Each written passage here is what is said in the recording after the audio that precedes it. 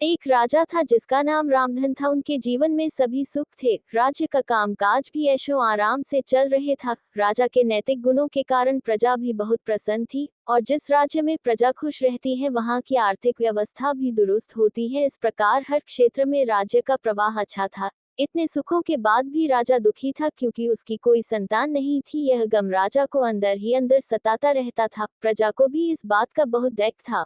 वर्षों के बाद राजा की यह मुराद पूरी हुई और उसे एक पुत्र की प्राप्ति हुई। पूरे नगर में कई दिनों तक जश्न मना। नागरिकों को राजमहल में दावत दी गई। राजा की इस खुशी में प्रजा भी झूम रही थी। समय बीतता जा रहा था। राजकुमार का नाम नंदन सिंह रखा गया। पूजा पाठ एवं इंतजार के बाद राजा को संतान प्राप्त हुई थी, इसलिए उसे बड़े लाड़ प्यार से रखा जाता था। लेकिन अति किसी बात की अच्छी नहीं होती। अधिक लाड़ ने नंदन सिंह को बहुत बिगाड़ दिया था। बचपन में तो नंदन की सभी बातें दिल को लुभाती थी, पर बड़े होते होते यही बातें बदतमीजी लगने लगती हैं। नंदन बहुत ज्यादा जिद्दी हो गया था। उसके मन में अहंकार आ गया था। वो चाहता था कि प्रजा सदैव उसकी जय जयकार करे, उसकी प्रशंसा करे। उसकी बात ना सुनने पर वो कोलाहल मचा देता था। बेचारे सैनिकों को तो वो पैर की जुती ही समझता था। आए दिन उसका प्रकोप प्रजा पर उतरने लगा था। वो खुद को भगवान के समान पूजता देखना चाहता था। आयु तो बहुत कम थी लेकिन अहम कई गुना बढ़ चुका था।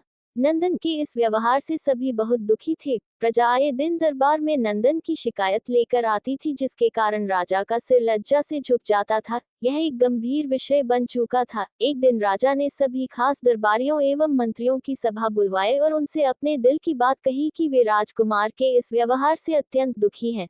राजकुमार इस राज्य का भविष्य है। अगर उनका व्यवहार यही रहा तो राज्य की खुशहाली चंद दिनों में ही जाती रहेगी। दरबारी राजा को सांत्वना देते हैं और कहते हैं कि आप हिम्मत रखें वरना प्रजा निस्सहाय हो जाएगी। मंत्री ने सुझाव दिया कि राजकुमार को एक उचित मार्गदर्शन एवं सामान्य जीवन के अनुभव की जरूरत है।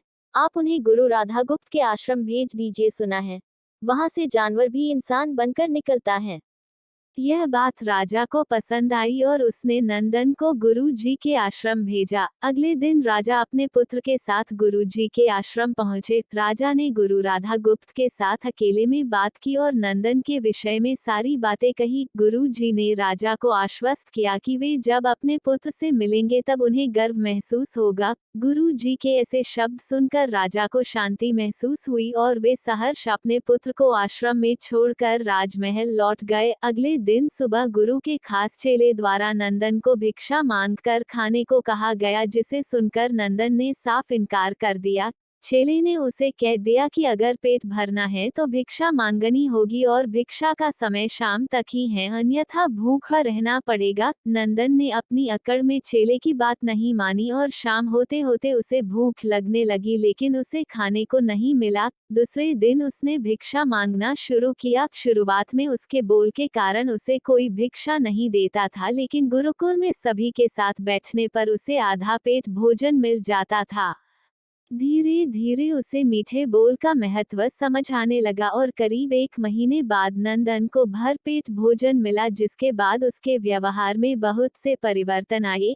इसी तरह गुरुकुल के सभी नियमों ने राजकुमार में बहुत से परिवर्तन किए, जिसे राधा गुप्त जी भी समझ रहे थे। एक दिन राधा गुप्त जी ने नंदन को अपने साथ सुबह सवेरे सैर पर चलने कहा।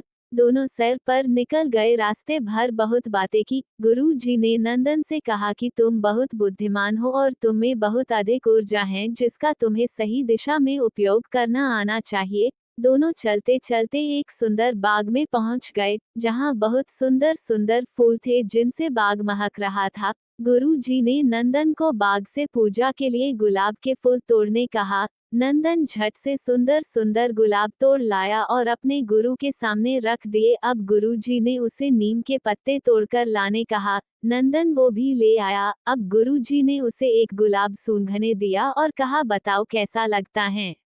नंदन ने गुलाब सूंघा और गुलाब की बहुत तारीफ की। फिर गुरुजी उसे नीम के पत्ते चखकर उसके बारे में कहने को कहा। जैसे ही नंदन ने नीम के पत्ते खाए उसका मुंह कड़वा हो गया और उसने उसकी बहुत निंदा की और जतर कतर पीने का पानी ढूंढने लगा। नंदन की यह दशा देख गुरुजी मुस्कुरा रहे थे। पानी पीने के बाद नंदन को राहत मिली। फिर उसने गुरुजी से हंसने का कारण पूछा। तब गुरुजी ने उससे कहा कि जब तुमने गुलाब का फूल सूंघा तो तुम्हें उसकी खुशबू बहुत अच्छी लगी और तुमने उसकी तारीफ की, लेकिन जब तुमने नीम की पत्तियां खाई तो तुम्हें वो कड़वी लगी और तुमने उसे थूक दिया और उसकी निंदा भी की। गुरुजी से नंदन को समझाया, जिस प्रकार तुम्हें जो अच्छा लगता है तुम उसकी तारीफ करते हो, उसी प्रकार प्रजा भी जिसमें गुण होते हैं उसकी प्रशंसा करती हैं। अगर तुम उनके साथ दुर्व्यवहार करोगे और उनसे प्रशंसा की उम्मीद करोगे तो वे यह कभी दिल से नहीं कर पाएंगे। इस प्रकार जहाँ गुण होते हैं वहाँ प्रशंसा होती है। नंदन को सभी बातें विस्तार से समझ आ जाती हैं और वो अपने महल लौट जाता है। नंदन में बहुत परिवर्तन आता है और वो बाद में एक सफल राजा बनता है।